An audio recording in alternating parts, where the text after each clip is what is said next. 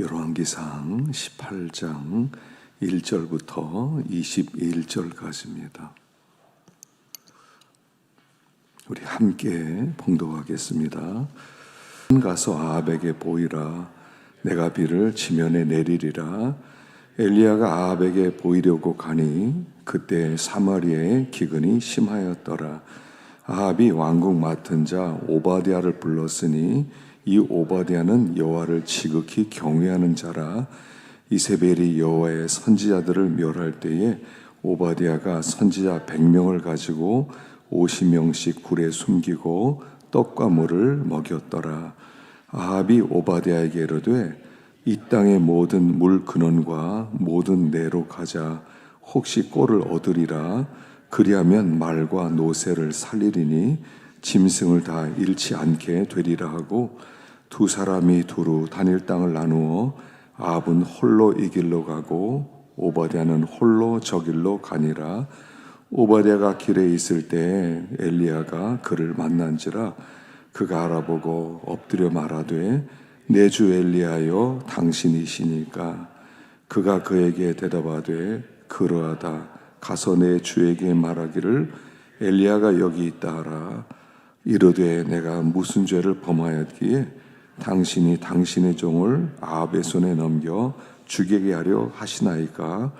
당신 하나님 여호와께서 살아계심을 두고 맹세하노니 내 주께서 사람을 보내어 당신을 찾지 않은 족속이나 나라가 없었는데 그들이 말하기를 엘리야가 없다 하면 그 나라와 그 족속으로 당신을 보지 못하였다는 맹세를 하게 하였거늘 이제 당신의 말씀이 가서 내 주에게 말하기를 엘리야가 여기 있다 하라 하시나 내가 당신을 떠나간 후에 여호와의 영이 내가 알지 못하는 것으로 당신을 이끌어 가시리니 내가 가서 아합에게 말하였다가 그가 당신을 찾지 못하면 내가 죽임을 당하리다.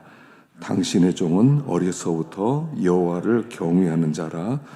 이세벨이 여호와의 선지자들을 죽일 때 내가 여호와의 선지자 중에 100명을 50명씩 굴에 숨기고 떡과 물로 먹인 일이 내 주에게 들리지 아니하였나이까.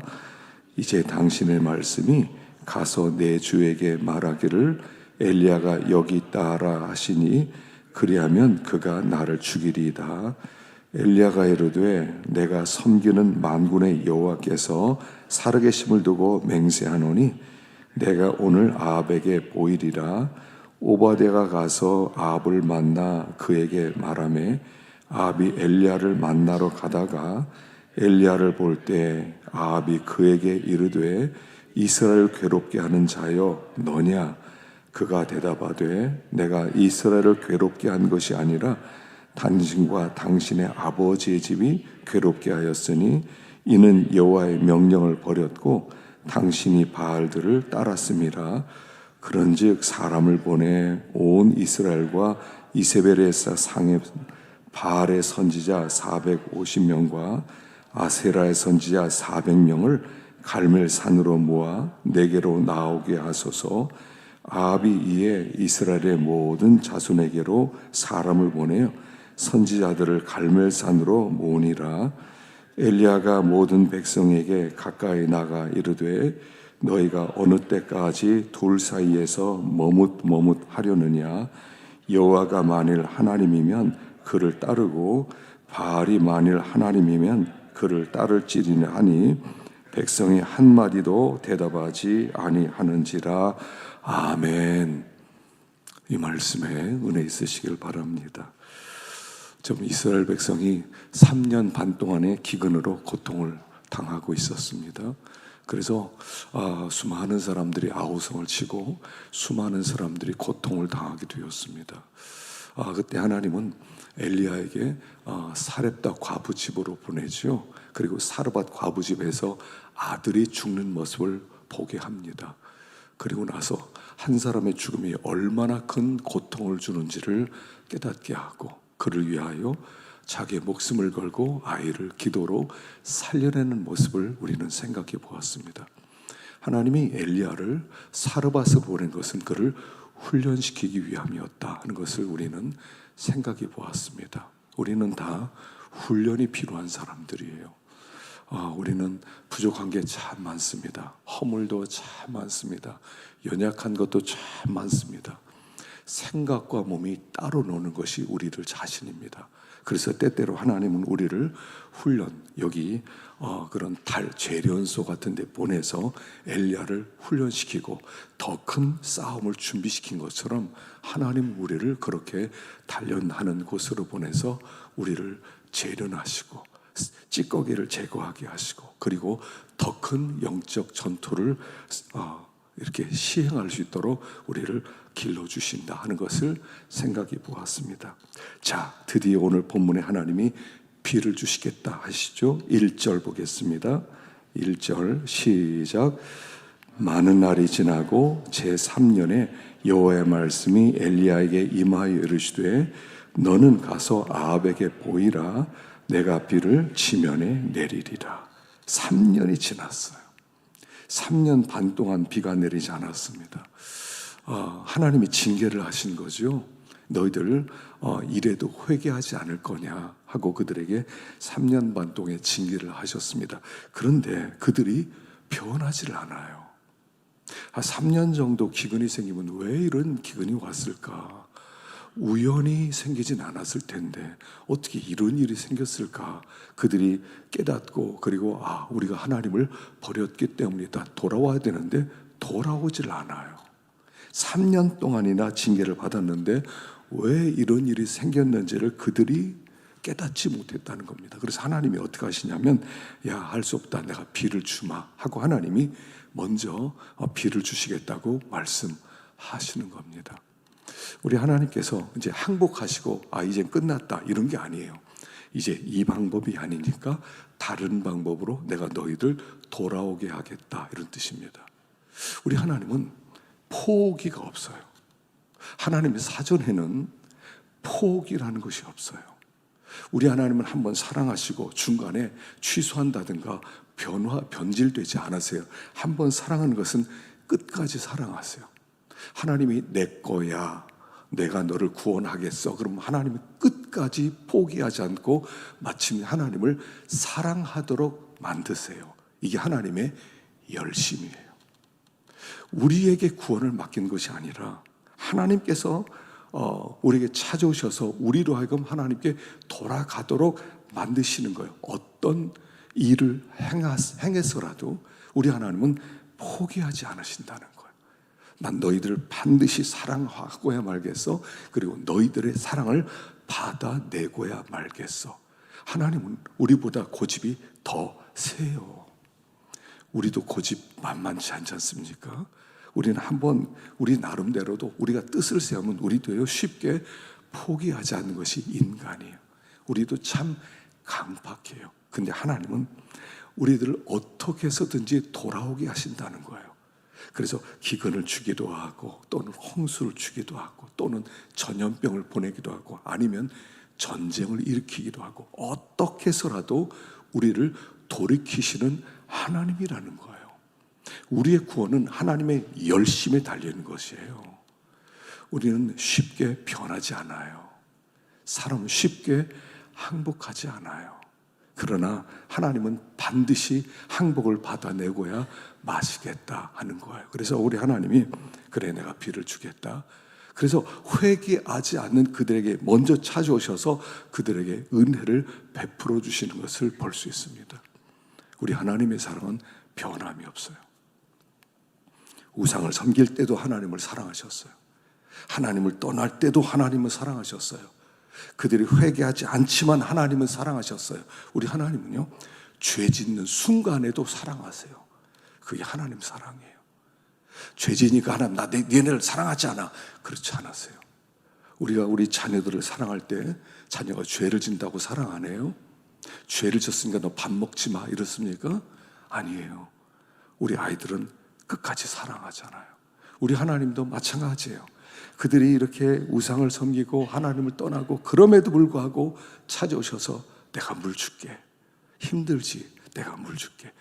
그러면서 하나님이 그들을 돌아오게 하시는 거다. 그래서 그 하나님의 열심이 우리의 소망이다 하는 것을 가르쳐주고 있습니다. 3절 보겠습니다. 3절 시작. 아합이 왕궁 맡은 자 오바댜를 불렀으니 이 오바댜는 여호와를 지극히 경외하는 자라. 이세벨이 여호와의 선지자들을 죽일 때에 내가 여호와의 선자 중에 100명을 50명씩 굴에 숨기고 떡과 물로 먹인 일이 내 주에게 들리지 아니하였나이까. 이 아합 왕 이야기 또 엘리야 이야기 속에 오바댜의 이야기가 아주 이렇게 길게 나와 있어요. 특별히 이와 같이 악한 시대, 아합 왕 시대는요 참 악한 시대입니다. 그런데 그 오바댜는 그 아합 왕의 국내 대신이에요. 비서실장 같은 사람이거든요. 그 자리에 있으면서도 그는 변하지 않았다는 거예요. 하나님을 경외하는 사람이었다는 거예요. 우리는 때때로 환경을 탓하잖아요. 이런 환경에서는 어쩔 수 없죠. 아합 왕의 국내 대신 비서실장으로 지내려면 아합 왕에게 아부를 하고 아합 왕에게 잘 보이고 그래서 아합 왕과 마음을 같이 해야 되지 않습니까? 하는 것이 아니라 아합 왕이 그렇게 우상을 섬기고 못된 짓을 했어도 오바댜는 마음의 중심이 흔들리지 않았다는 거예요. 그래서 이 오바댜를 굉장히 귀하게 여기고 있어요. 그래서 엘리야가 아합 왕을 만나러 갈 때 오바댜를 불러서 오바댜를 통해서 아합을 만나는 거죠. 그 얘기는 하나님이 이 오바댜를 인정해 주셨다는 거예요. 경건함이란 뭐냐? 여기 그가 여호와를 지극히 경외하는 자라 그랬어요. 지극히 경외하는 자라. 여기서 지극히 경외한다는 것은 첫째는 뭐냐면 상황과 조건이 어떠하더라도 마음의 중심이 변하지 않는 것을 얘기하는 거예요. 상황과 조건을 탓하지 않고 상황이 이러니까 조건이 이러니까 우리는 어쩔 수 없어 하는 것이 아니라 조건이 어떠하든지 상황이 어떠하든지 다른 사람이 어떠하든지 사대교회 이야기 속에 보면 이렇게 했지요. 사대 그 옷을 더럽히지 아니한 자 몇 명이 내게 있다 이렇게 해요. 사대교회는 죽어가는 교회였어요. 하나님을 떠나서 그들이 형식적으로 신앙생활하는데 그 속에서 중심의 진실함으로 하나님을 섬기는 몇 명이 있었다는 거예요. 하나님이 그들을 인정해 주시는 거죠. 여기 오바댜도 마찬가지예요. 사람들이 다 이렇게 그 시대 속에서 시대 사람으로 살아가는데 오바댜는 하나님을 경외하는 사람으로서 중심이 흔들리지 않았다는 것이 첫 번째고요. 또 한 가지는 그 경외함이 어떤 행동으로 나왔다는 거예요. 그래서 하나님의 선지자 100명이 있었는데 그 100명을 굴 속에 50명씩 숨겨두고 그들에게 아침 저녁으로 먹을 떡과 물을 제공했다는 거예요. 이게 얼마나 위험한 일이겠습니까? 이세벨이 눈을 시뻘겋게 뜨고 하나님의 선지자들을 다 잡아 죽여라 해서 막 잡아서 죽이는데 이 국내 대신이 100명, 이거 뭐 5명도 아니에요. 1명도 아니에요.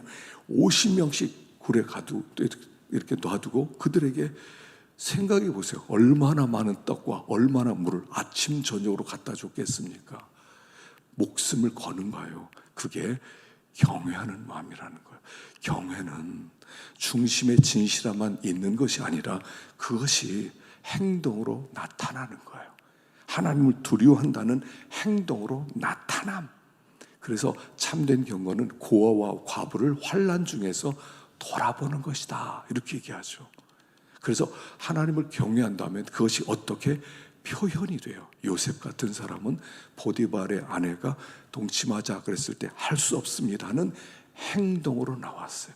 다니엘은 왕의 진미를 주겠다고 하는데 그걸 거절할 수 있는 행동으로 경외함이 나타났지요. 하나님 앞에 경외함이 있다면 마음 중심에 하나님을 두렵고 떠는 마음이 있다면 그것이 어떤 행동으로 나타나요. 그래서 우리가 이 시대를 바라보면서요, 바알에게 무릎 꿇지 않은 7,000명이 있다는 것을 알아야 된단 말입니다. 바알에게 무릎 꿇지 않은 7,000명이, 이 오바댜가 그런 사람이었어요. 우리가 이 시대를 바라볼 때 참 어둡습니다. 진짜 참 신앙인이 얼마나 될까? 진짜 믿는 사람이 얼마나 될까? 우리가 생각해 보면 어떤 때는 낙심스러워요. 정말 이 시대에 믿는 사람이 있기는 한 것일까? 그런 마음이 들지만, 그런데 이렇게 숨어있는 오바댜 같은 일꾼들, 하나님을 경외하는 사람들이 7,000명이나 있다는 것을 기억하라는 것이에요. 그래서 우리도 그 중에 하나가 된다는 것은 뭐냐면, 그 경외함을 통해서 우리 이웃을 돌봄. 예전에 그 강영우 박사가요, 그 워싱턴에 제가 작년에 가서 예배를 인도했던 그 교회가 있는데, 그 교회는 강영우 박사님의 사모님이 다니는 교회더라고요. 나중에 서근옥 씨인데, 서근옥 사모님네 만나서 또 이제 인사도 하고 그랬습니다만, 그 강영우 박사님이 거기서 이제 공부를 하는데, 그분이 눈이 멀지 않습니까? 어떤 날은 부인이 뭐 어디 가서 나오지 못해서 혼자 이제 지팡이를 짚고 집으로 밤에 오고 있었던 모양이에요. 어떤 사람이 어떻게 이렇게 혼자 가느냐, 태워주겠다 그래서 그 사람이 이제 태워주는데, 그 누구냐 그러니까 국회의원이라고 그러더래요. 하원 의원이라고 그래요. 그래서 설마 이 하원 의원이 이렇게 지나면서 나를 태워줄까? 그래서 나중에 그 사람 내려주면서 한번 놀러 오라고 하면서 명함을 주더래요. 그래서 방학 때 갈 데도 없어서 한번 전화를 했대요. 그리고 갔답니다. 진짜로 하원 의원이더래요. 그런데 허름하게 그렇게 살고 있더랍니다. 살고 있는데, 거기서 당신 어떻게 그때 이렇게 밤에 모르는 사람을 태워줄 수 있었냐? 그러니까 그분이 이렇게 얘기하더래요. 나는 어릴 때부터 컴패션을 배웠다 그러더래요. 컴패션. 불쌍히 여기는 마음, 궁유를. 어릴 때 교회에서 불쌍히 여기는 마음을 배워서 지나가는 당신을 그냥 보고 갈 수 없었다. 그렇게 얘기를 하더라는 거죠. 이 경외함은 이런 거예요. 컴패션이 나타나는 거예요. 컴패션. 이 컴이라고 하는 것은 함께라는 뜻이고, 패션이라고 하는 것은 이렇게 열정이라는 뜻이거든요. 또 불쌍히 여긴다, 긍휼히 여긴다, 이런 얘기거든요. 불쌍히 여기는 마음이 있는 거예요. 긍휼히 여기는 마음이 있는 거예요. 그래서 하나님을 경외한다. 그럼 나 속으로 나 하나님 경외합니다. 나 하나님을 나한테 잘 섬기죠. 이런 게 아니라, 그것이 어떻게 어려운 이웃에게, 내 손이 필요한 이웃에게 어떻게든 표현이 되어지는 것, 바로 그것이 경외함이다 하는 것이에요. 그래서 이 오바댜는 100명이나 목숨 건 거죠. 너 어디 갔다 왔어? 너 혹시 딴 짓 하고 다니지 않아? 아니면 누구를 또 미행을 시켰거나 그러면 그냥 발각나면 그냥 죽는 거 아니겠어요? 그런데 이 어려운 시기에 100명씩이나 그가 선지자들을 먹일 수 있었다니, 이것을 하나님이 알았다는 것입니다. 그래서 엘리야를 보내는 거예요. 하나님은 알고 계신다는 것이죠. 자, 17절 봅시다. 17절 시작. 엘리야를 볼 때 아합이 그에게 이르되 이스라엘을 괴롭히는 자여 너냐? 그가 대답하되 내가 이스라엘을 괴롭히 한 것이 아니라 당신과 당신의 아버지의 집이 괴롭게 하였으니 이는 여호와의 명령을 버렸고 당신이 바알들을 따랐습니다. 아합이 엘리야를 딱 만나게 됩니다. 보자마자 뭐라고 했겠습니까? 이런 죽일 놈 같으니라고. 너 때문에 이 나라가 이 꼴이다. 너 때문에 우리가 물도 먹지 못하고, 너 때문에 이 나라 경제가 파탄났고, 너 때문에 이 나라가 수많은 사람이 죽어갖고 이 나라가 이렇게 되었다. 죽을 듯이 달려듭니다. 그때 엘리야가 뭐라고 합니까? 내가 이스라엘을 괴롭혔다고요? 내가 아니라 당신 때문입니다. 당신과 당신 집이, 당신의 아버지의 집이 여호와의 명령을 버렸고 바알을 따랐기 때문에 이런 어려움이 찾아온 것입니다. 아합은요 3년 동안 엘리야를 이잡듯 찾으러 다녔어요. 이 엘리야 죽일 놈 이거 잡아라, 당장 잡아라. 그 각 족속 지파들 다니면서 찾으러 가가지고 없어? 너 없다고 도장 찍어. 분명히 나 여기서 나면 너 죽는 거야. 도장을 받아내면서 일일이 각 지방 각 족속을 샅샅이 뒤졌는데 못 찾았단 말이에요. 이 엘리야 때문에 엘리야만 죽으면 이 저주가 끊어질 것이다. 그럼 비가 내릴 것이다. 엘리야를 잡아라 그랬더니 알고 보니까 내가 아니라 당신 때문입니다. 당신 때문에 이 기근이 왔습니다. 당신 때문에 사람들이 죽어나갔습니다. 당신 때문입니다. 당신의 우상숭배 때문입니다. 라고 책망을 받는 거예요. 우리가 문제의 원인을 엉뚱한 데서 찾아요. 누구 때문이다. 누구 때문이다. 저 누구 때문이다. 누구 때문이다.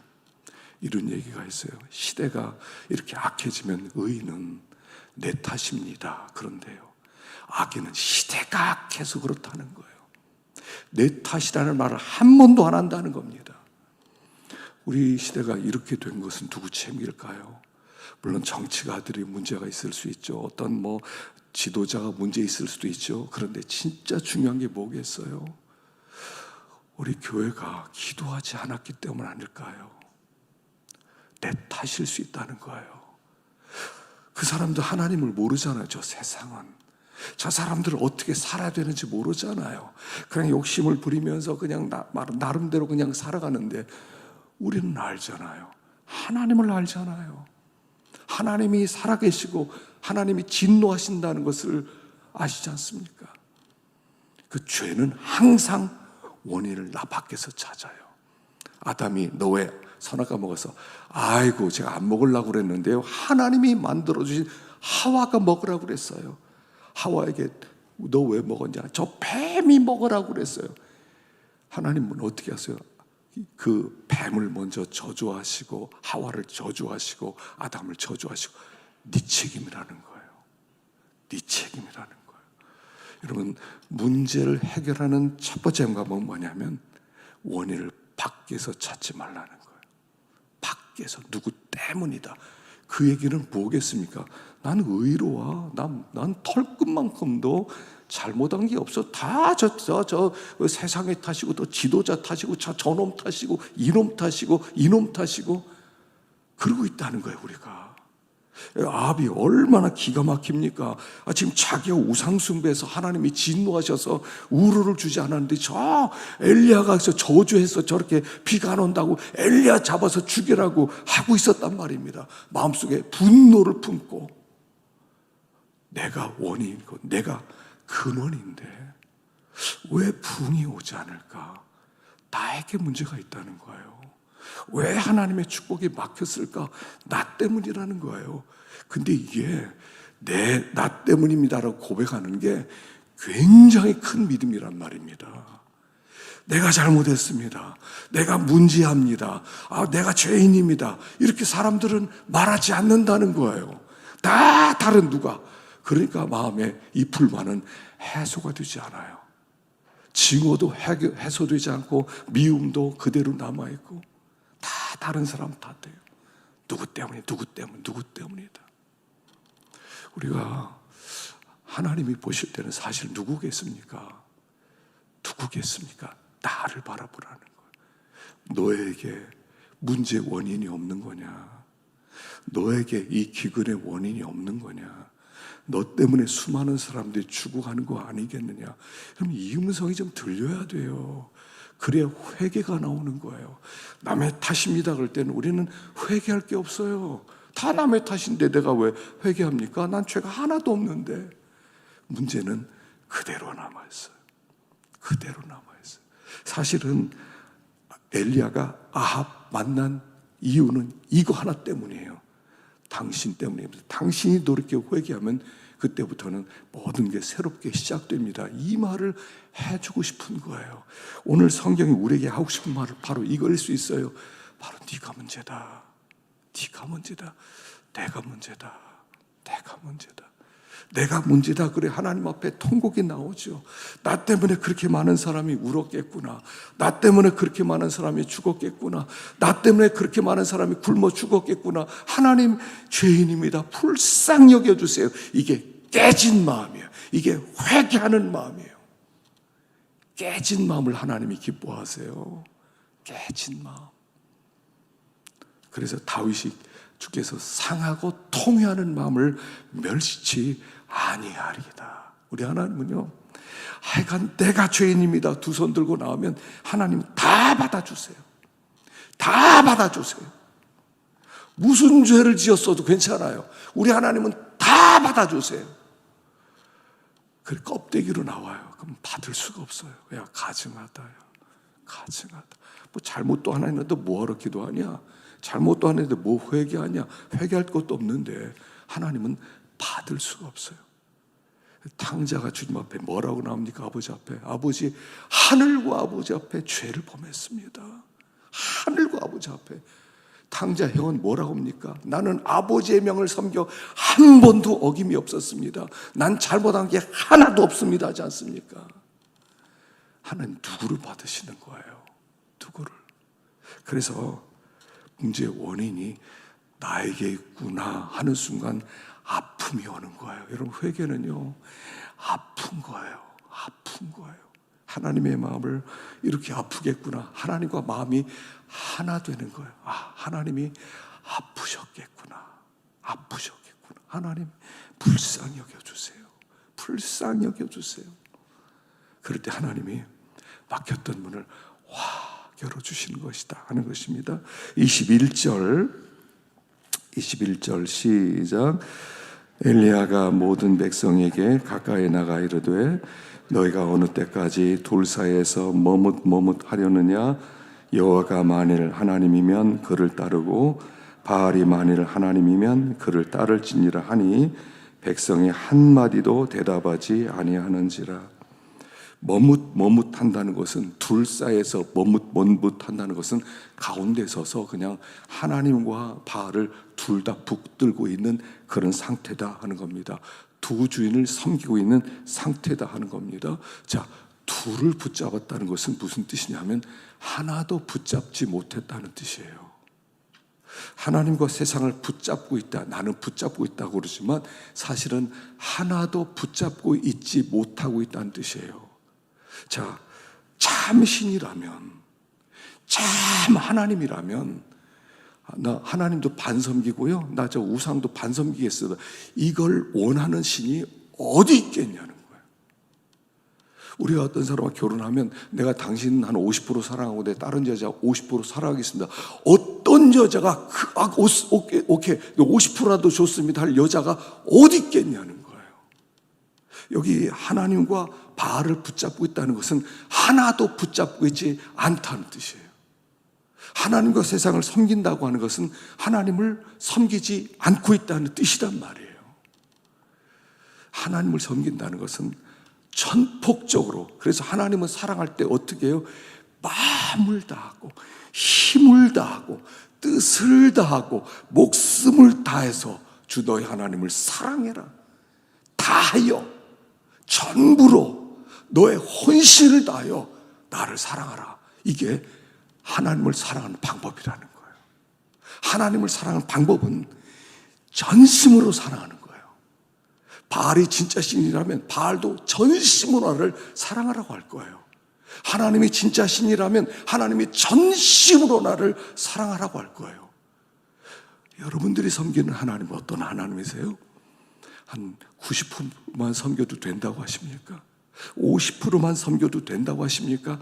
얼굴만 살짝 들이밀어도 된다고 하십니까? 우리 참 하나님이라면 전심을 원하지 않겠느냐는 거예요. 근데 머뭇한다는 것은 가운데서 두 주인을 섬기고 있단 말입니다. 왜 두 주인을 섬길까요? 왜 두 주인을 섬겨요? 하나님이 참 하나님이면 하나님께 전심을 다하고, 바알이 참 하나님의 바알을 전심으로 섬기는데 라오디게아 교회 아닙니까? 차지도 않고 덥지도 않고 미지근한 상태, 가운데 있는 상태. 적당히 하나님을 섬기는 상태, 적당히 세상을 또 바라보는 상태. 왜 그래요? 왜 머뭇머뭇하고 왜 두 주를 섬깁니까? 제일 첫 번째 이유는 믿음이 없어요. 믿음이 없어요. 여러분, 하나님을 섬기는 것은 이건 실제입니다. 이건 지식이 아니에요. 하나님 살아계시지, 하나님은 역사하지, 하나님 능력이 많지, 하나님 무소부지하지, 하나님 다 알고 계시지. 지식이 아니에요. 하나님은 실제예요. 근데 거기에 대한 믿음이 없어요. 사실은 믿음이 있는 줄 아는데 믿음이 없더라는 거예요. 하나님을 믿으면 하나님이 나를 위해서 준비하셨다는 것을 믿을 수가 없다는 거예요. 하나님이 나를 책임질 수 있는 능력이 있다는 것을 믿을 수가 없다는 거예요. 하나님을 믿다가 잘못되면 어떻게? 그러니까 하나님을 믿는 믿음이 없다는 얘기예요. 우리의 문제는 믿음이 없다는 거예요. 말씀을 가만히 묵상하면서 보니까 저를 생각이 제 얘기거든요. 내가 믿음이 없구나. 믿는다고 말하는데 정말 믿으면서 나 자신을 하나님께 완전히 드렸는가? 믿는다는 것을 가장 잘 표현하는 게 이삭 사건이잖아요. 아브라함이 이삭 바쳐라 그러니까 예 하고 이삭 바치는 거, 이게 믿는 행위거든요. 이게 믿음이거든요. 그랬더니 하나님이 여호와 이레라고 하는 것을 딱 체험시켜 주는 거예요.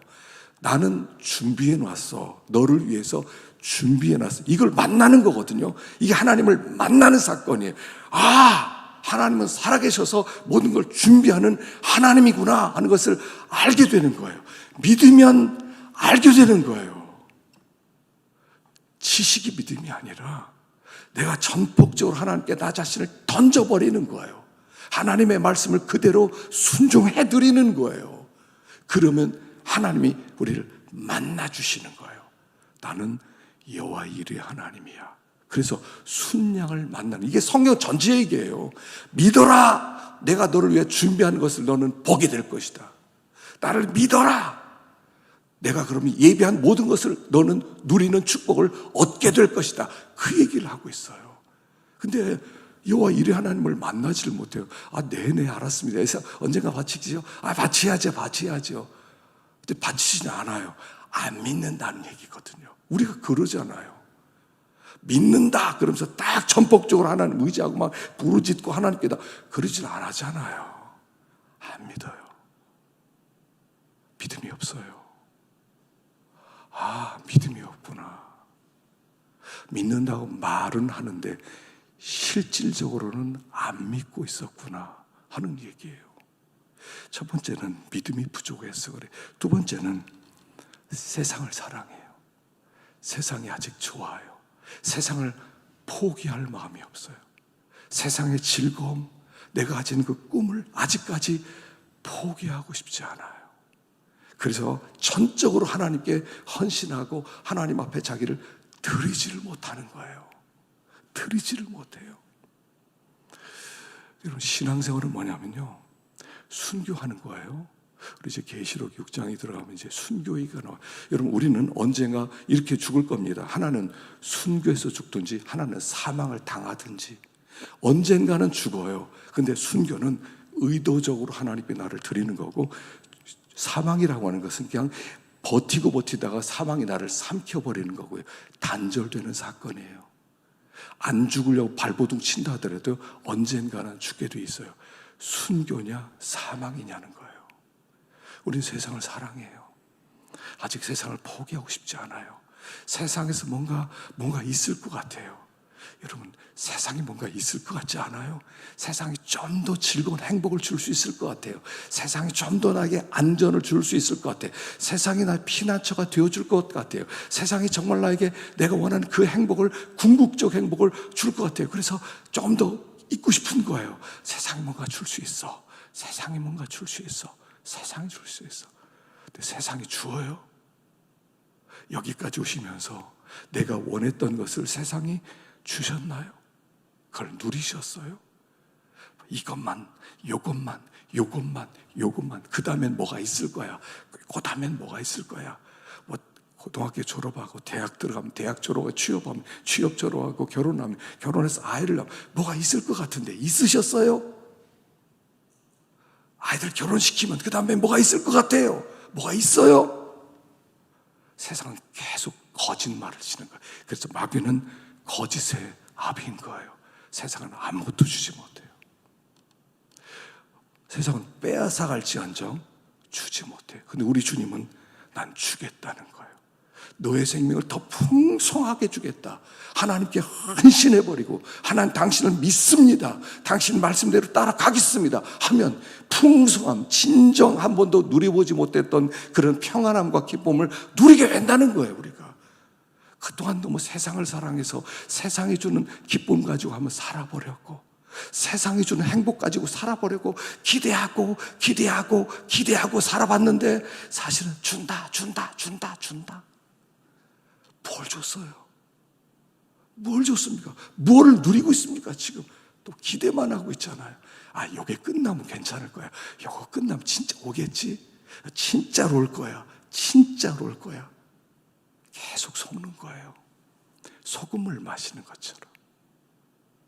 우리가 주님께 딱 헌신하지 못하는 것은 아직 세상에 뭔가를 기대하고 해서 그렇다는 거예요. 우리가 하나님께 딱 헌신해서 믿습니다고 믿음을 구하고 하나님께 나오면 하나님은 살아계시잖아요. 성경에 하신 그 모든 약속이 나에게 이루어지는 거예요. 성경의 모든 축복은 다 나에게 하신 거예요. 그 신실함을 만날 수가 있는 거예요. 하나님의 신실하심은 믿을 때 맛볼 수 있는 거예요. 믿을 때 맛볼 수 있는 게 신실함이에요. 그냥 이론적으로 말만 신실하지 거짓말 절대로 안 할 거야. 하나님 진짜 약속 지킬 거야. 근데 안 믿어. 어떻게 신실함을 체험할 수 있겠어요? 얘야, 내가 신실하다는 것을 너에게 증명하고 싶구나. 나를 믿어봐. 나에게 맡겨봐. 내가 너와 함께 해줄게. 하나님이 그렇게 기다리고 있다는 거죠. 그래서 참 하나님만 믿고 산다는 게 참 어려워요. 하나님 안 도와주시면 어떡해요? 하나님 축복 안 하면 어떻게 해요? 그러다 보니까 하나님께만 믿는 것보다 다른 세컨드 어떤 카드를, 대안을 가지고 있으려고 하는 거죠. 그러니까 우리 하나님을 맛보지 못하고 하나님의 역사와 하나님의 이상을 보지 못하는 일들이 계속 이어지고 있다는 것입니다. 아무쪼록 주님을 바라보고 주님께 자기 몸을 던지는. 여러분 어렸을 때 아이를 보셨어요? 아이요? 이렇게 어릴 때 아이들 보면 이렇게 늦게 설교 준비하고 그러면 애들이요 몸을 던지지 않습니까? 아파하고 몸을 그냥 던져버려요. 자기를 내가 안 받아주면 어떡하려고 던져버려요. 그리고 딱 앉는 순간 뭘 느끼는 겁니까? 이 어린아이의 믿음이 참 진짜구나. 아이들은 진짜 부모를 믿고 사랑하는구나. 이게 딱 느껴지지 않습니까? 우리는 언제부터 오늘라도 인사도 안 하고 그렇게 되지 않아요? 어떻게 보면 개가 믿음이 더 좋은 것 같아요. 개는 막 찾아서 막 난리치지 않아요? 사랑하는 성도 여러분, 하나님 우리를 사랑하세요. 우리의 피난처 되어주시고 나에게 와라. 주님께 오기만 하면 우리 주님이 받아주시고 얼마든지 살아계신 하나님으로 말미암아 이전과는 전혀 다른 그런 복된 삶이 우리에게 기다리고 있는 줄로 믿습니다.